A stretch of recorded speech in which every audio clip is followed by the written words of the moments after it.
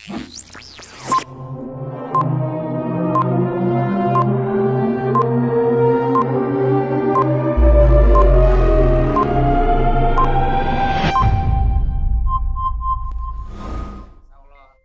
assalamualaikum. Waalaikumsalam warahmatullahi wabarakatuh. Gimana kabarnya Ran? Alhamdulillah baik sehat. Alah, Antum gimana? alhamdulillah baik dan sehat juga. Ya, Ah, Ran, langsung aja nih. ya, Ceritakan dong secara ya, singkat. siap. Ceritakan secara singkat asal mula kenapa ente bisa kuliah di Mesir. Asal mula apanya nih? Awalnya, awalnya gimana bisa Oh, bisa kuliah di Mesir? ya awalnya saya pertama kan belum tahu apa-apa tentang Mesir, tentang Universitas Al-Azhar. Kemudian saya masuk pondok Al-Hasimiyah, itu kelas 1, itu diceritain sama kakak kelas, pembimbing kamar itu. Oh iya.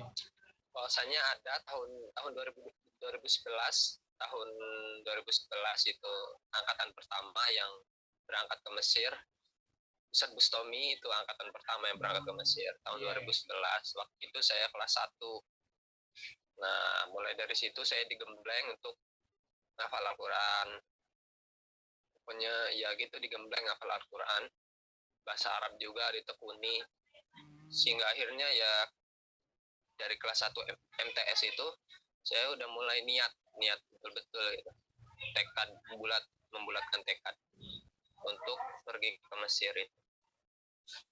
Ya alhamdulillah sampai kelas 6 ngabdi dulu setahun di pondok Al-Hasimiyah, kemudian daftar melalui Kementerian Agama jalur mandiri. Alhamdulillah bisa sampai ke Mesir, begitu ceritanya. Oh iya iya.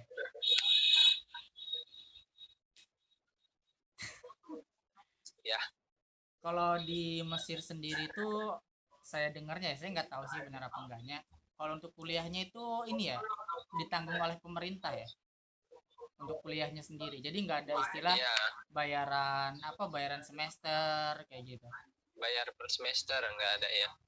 Ya salah satu kebanyakan mahasiswa asing, khususnya mahasiswa Indonesia, kenapa milih Al-Azhar? Karena Al-Azhar itu di samping universitas tertua ya, terbaik se Timur Tengah lah, Oh iya. kiblat ilmu namanya Al-Azhar ini.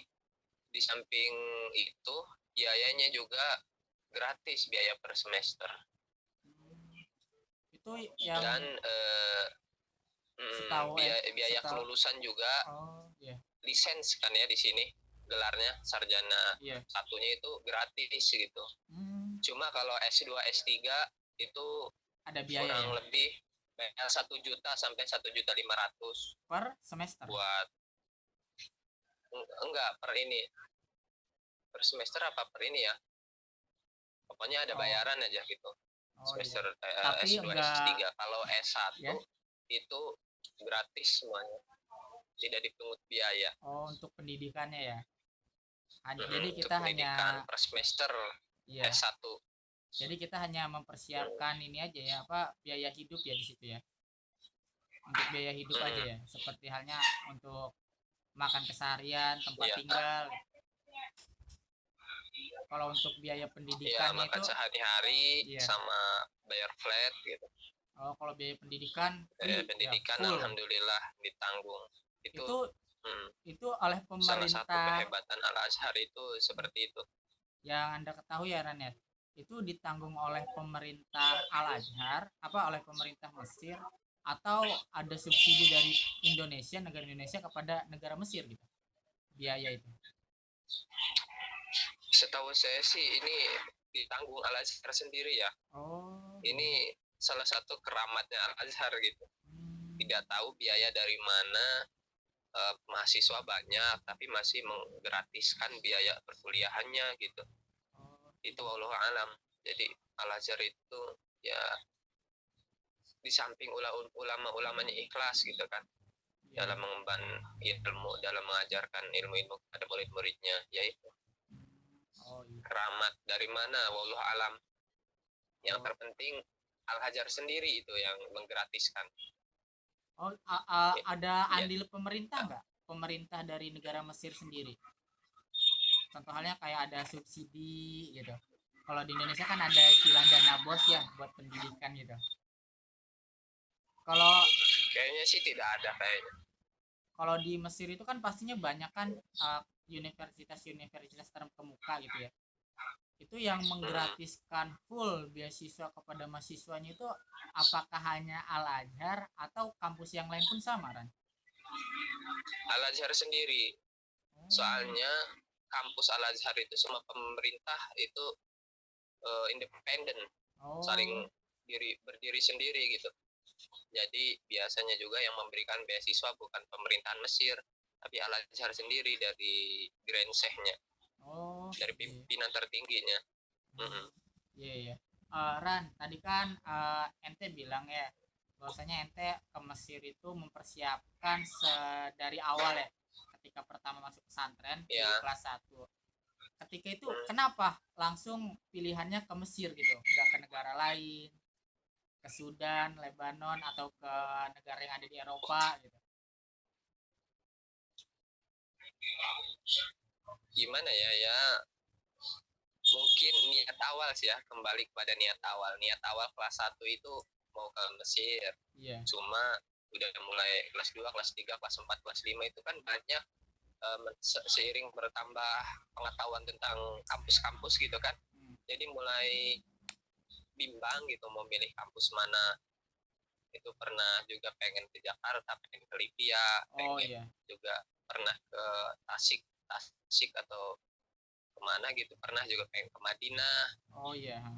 ke Sudan gitu. Cuman ya gitu, pengurusannya juga agak sulit gitu kan.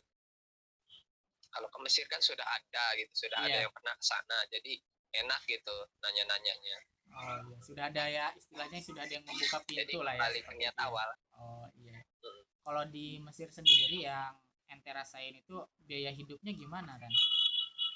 Rendah, sedang apa sedang atau tinggi untuk biaya hidupnya sendiri? Contohnya kayak tempat Alhamdulillah di tinggal sini tuh ataupun apa makanan-makanan gitu. Biaya hidupnya gimana yang ente rasakan di sana? di Mesir ini paling murah, termurah di Timur Tengah biaya Oh, hidupnya. Alhamdulillah. Ya makanya banyak yang sini mahasiswa-mahasiswa asing gitu. Contohnya saja apa ya? Anggur di sini, anggur iya. sekilo itu bisa 5.000 6.000 lah. Oh, lima sekilo ya? ribu 6.000. Iya, kalau Indo udah 15, sudah 20, bahkan ada Iya, yang 30 satu iya kilo kan benar-benar. anggur, anggur merah. Kalau di Mesir itu Banyak ya contohnya. kalau Mesir itu makanan pokoknya, Nah itu buku-buku, oh kenapa? buku-buku, buku-buku juga tergantung murah di sini. Oh, Kitab-kitab, kitab-kitab murah ya? Turos, kitab-kitab kuning itu, iya murah. Makanya banyak supplier-supplier itu dari sini ngirim ke Indonesia gitu, ke Iya. Malaysia. Banyak juga yang jualan. Oh, iya. Kalau makanan pokok ya tadi, Apa nasi sama seperti di Indonesia? makanan pokok itu enggak gandum. Oh, gandum. Jadi gandumnya itu dibuat seperti roti, roti gepeng gitu, bulat. Oh iya. Itu rata-rata Timur Tengah seperti itu sih. Tapi Roti kalau bulat nanti nasi, dicampur pakai apa ya? kalau nasi sendiri ada nggak di Mesir? Nasi banyak, Oh, banyak juga beras ya. banyak juga. Orang Mesir yang makan nasi itu. Kalau Tapi dari kebanyakan is lah. kalau dari Namanya mahasiswa, roti is. oh,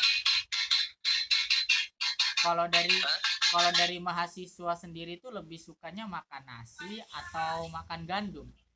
Dari mahasiswa sendiri yang ini yang dari Nasi lah. oh Nasi. yang dari Indonesia, oh lebih sukanya nasi ya, karena sudah dari kecil ya. Iya nasi, soalnya nasi udah kebutuhan pokok gitu, makanan pokok dari Indo. Oh iya iya. Cuma ya paling tiap kadang 1 minggu sekali gitu ngefull namanya, ngefull. Itu roti is yang bulat itu dicampur pakai full itu kayak bubur kacang. Oh iya. Kayak gitu. Dikasih telur, kasih lalaban. Seperti itu. Kalau makanan apa ya? Kalau Indonesia kan makanan terkenalnya ya, di Indonesia itu kan seperti sate, rendang, nasi goreng, seperti itu. Kalau di Mesir sendiri itu apa makanan ininya? Makanan favorit ya? Di Mesir sendiri apa? Makanan favorit Mesir? Iya. Yang mendunia lah istilahnya gitu. Mesir. Ada nggak? Iya paling sandwich. Ya sandwich itu, tahu kan sandwich? Ya. Roti is yang bulat itu, ya. Kan dibolongin, dimasukin itu situ kentang, daging, buah coklat, gitu sih. Makanya sandwich. Itu agak sakit. Kushari, namanya ada kushari. Kushari itu sih ya semacam kerupuk, bahan utamanya kerupuk, tapi dicampur jagung, campur kacang hijau, itu disambelin. Coba nanti searching aja di Google kushari. Oh, siap. Apa lagi ya? Banyak sih. Banyak. Jadi favorit. Ran, menurut ente nih ya selaku mahasiswa yang sedang belajar di Timur Tengah nih, alhamdulillah kan udah tergapai lah ya impiannya untuk belajar di sana. Nah, bagi calon mahasiswa ya yang ingin melanjutkan studinya ke Mesir, apa aja sih yang perlu mereka persiapkan gitu? Apa aja yang perlu mereka persiapkan untuk belajar di Mesir itu, di Kairo? Yang perlu dipersiapkan untuk belajar di Mesir. Yang perlu dipersiapkan ya utama sih ada 2 pokoknya, hafalan Al-Quran sama bahasa Arab. Ini wajib? Apakah wajib? Kan, hafalan Al-Quran dan juga bahasa? Wajib. Oh, wajib. Wajib. Minimal 2 juz hafalan Al-Quran.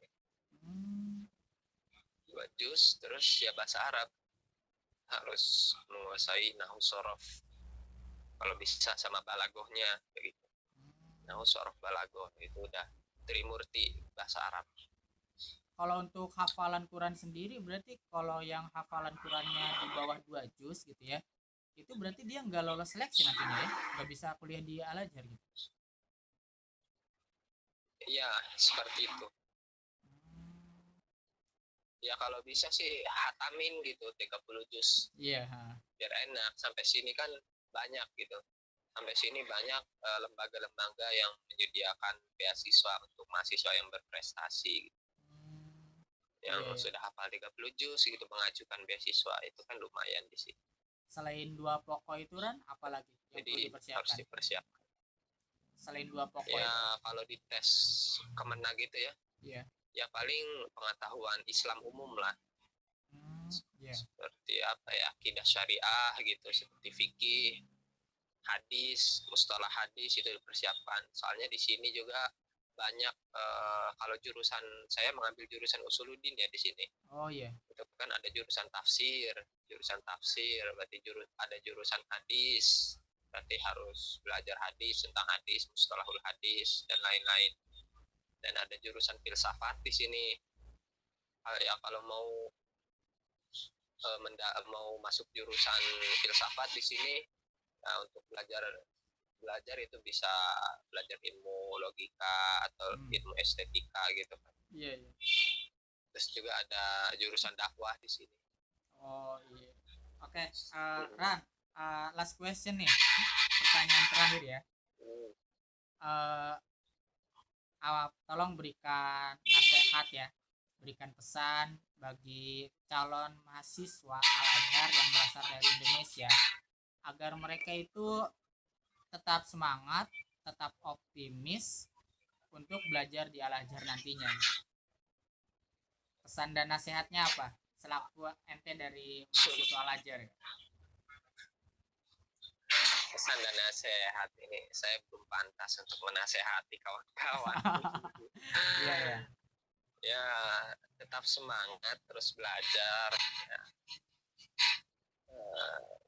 Tulis mimpi-mimpi kalian di atas kertas itu satu-satu, tulis yang sudah tercapai contreng, yang belum tercapai ya ikhtiar terus, usaha, jangan putus asa, karena apa ya, kita ini masih muda, pemuda itu harus berjiwa optimis gitu kan, menggapai cita-cita. Selagi masih ada usaha dan doa, cita-cita dan impian pasti tercapai, insya Allah. Jadi tetap semangat, terus belajar, jangan berputus asa. Udah seperti itu. Oke. Sebelumnya Ya, terima kasih nih ya atas kesediaan waktunya untuk wawancara. ya. Ya, sampai jumpa ya. Saya tunggu kedatangannya di Indonesia. Kedatangan di mana? Kedatangan kembalinya Anda ke Indonesia. Saya tunggu kedatangannya. Nggak kembali nih, gimana? Nggak mau kembali. Ya, tunggulah kedatangannya ya. Doakan saja. Doakan saja semoga lancar di sini. Amin. Udah, ya. Assalamualaikum. Amin. Siap. Waalaikumsalam warahmatullahi wabarakatuh.